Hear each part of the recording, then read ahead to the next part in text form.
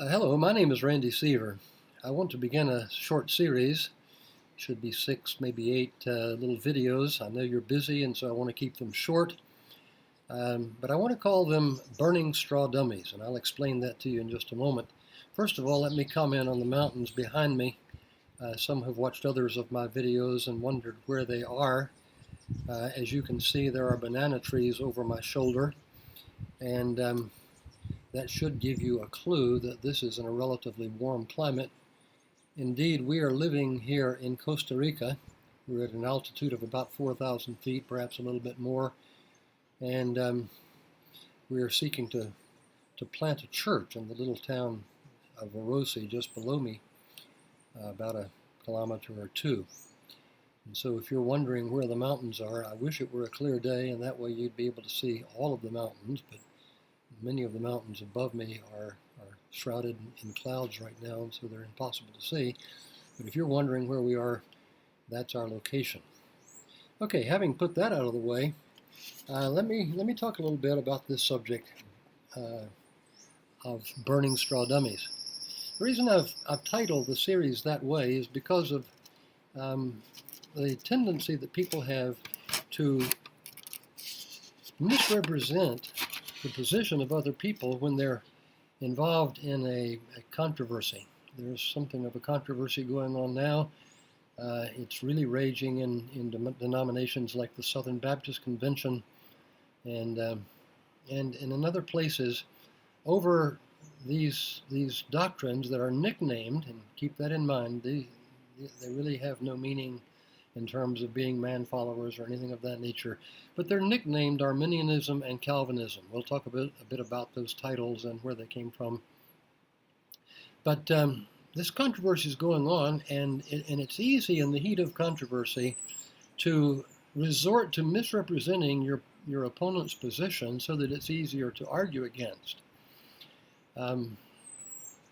Spurgeon, in a sermon on election back in the 19th century, said this: "What a wonderful deal has been done by some men in burning figures of their own stuffing. They dress it up like a man and then burn it." And then he said this: "How earnestly do they set themselves to confute what no one defends." I want you to listen very carefully to that statement. How earnestly do they set themselves to confute, and we would say refute, what no one defends. As I listen to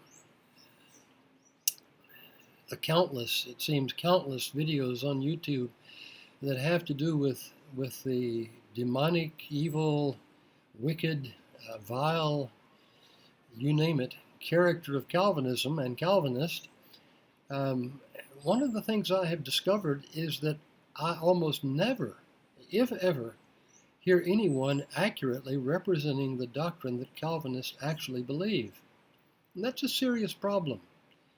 And it's serious for a number of reasons. First of all, it's serious because if you engage in that kind of argumentation, then you're going to look ignorant to people who know the real issues. And so it's important for you as you discuss these matters, and I don't care which side of the controversy you're on. I've heard people who call themselves Calvinists misrepresent the Arminian position, and that happens a great deal when it comes to Arminians, or what we would call synergists, talking about the doctrines we would call the doctrines of grace and what some have nicknamed Calvinism. So if you don't want to look foolish, if you don't want to look ignorant of the issue, it's a good idea for you to spend some time studying, and I'm going to suggest where you can find good information as we go along. In fact, I'm going to be quoting from the Canons of Dort and Westminster Confession of Faith, the London Baptist Confession of 1689, and other places, just to show what Calvinists truly believe. The second reason is because if you continue to misrepresent our position, then you're going to be guilty of bearing false witness against your neighbor.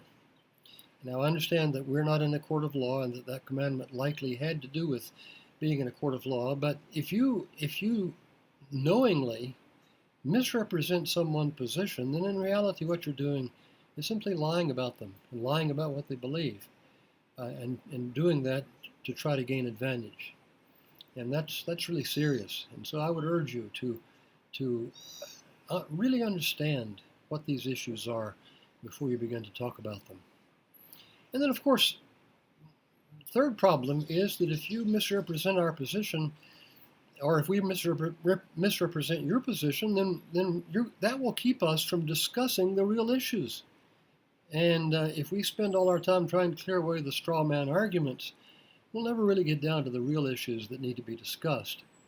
And I hope that this video and the series that follows will really give us a giant leap forward for people who watch and try to heed what I'm trying to say to you in coming together on some of these issues and saying, oh, I didn't really understand that that's what you believe. I see what you're saying now. Let's see if the scripture really teaches that. Rather than spending our time trying to defend something that is completely contrary to what we have stated and others have stated. And so we need to just avoid these issues.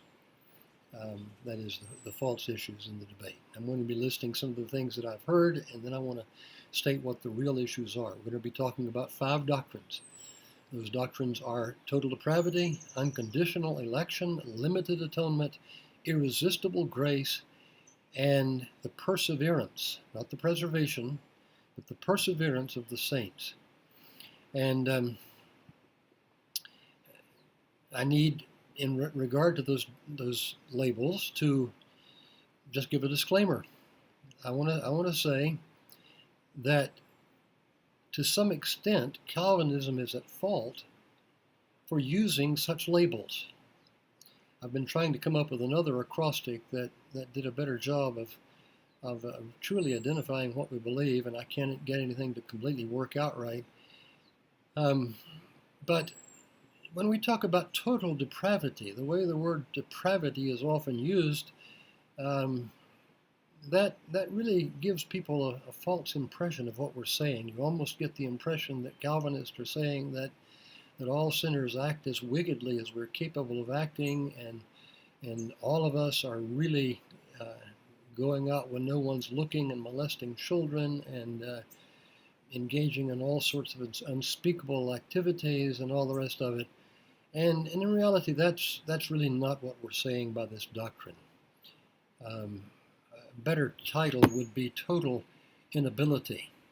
The total inability of the sinner to please God. The total inability of the sinner to come to the remedy that God has provided in His marvelous grace, etc. So we'll talk about that just a little bit. Limited atonement gives people the impression that Calvinists have only one thing in view, and that is trying to limit the beneficence of our God, our loving, merciful Father, to a select, and I hear this all the time, a select few. And no Calvinist believes that God is going to save a select few. We believe that God, through the redemption of Christ, has secured the everlasting redemption of a multitude that no man can number. We're going to talk about what limited atonement is all about. I've done that in some other videos, and you can check those out as well. And then irresistible grace. That gives the impression, doesn't it, that God grabs us by the hair of the head and the nape of the neck and drags us kicking and screaming against our will into heaven, even if we don't want to go. And I've, believe it or not, actually heard Arminian preachers express it just that way. And to some extent, our labeling is at fault. And so we're going to talk about what the doctrines really teach, and try to come up with a plan for actually discussing these issues that really matter. I'm going to try to limit these to about 10 minutes apiece so that you'll have time to watch them and then think about them. I'm going to urge you to go to Amazon.com look for my authors page, and that will bring up the books and booklets that I've written. There are several. I also intend to have another book available very soon. The title is Authentic Evangelism and Its Counterfeit. And I may be making videos about that as well, but I have gone into some of these doctrines in much greater detail in that book. There's another book that deals with the presuppositions that underlie the synergist position.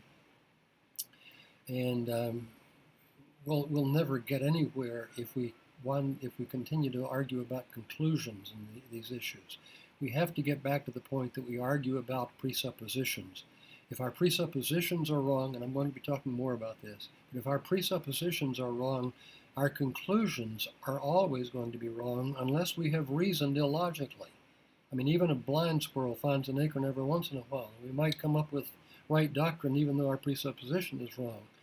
But generally speaking, if our presuppositions are not right, then our conclusions are going to be wrong.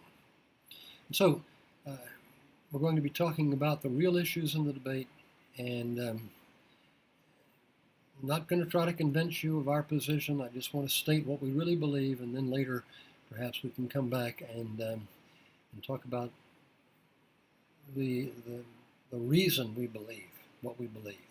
But for now, I just want you to know what we believe. And we'll be talking about some of the, perhaps the more comical, though sad, straw dummies that have been erected and burned. But I think you'll find this to be a helpful little series. And so I look forward to being with you the next time when we talk about burning straw dummies. I'm Randy Seaver. Hope you have a great day.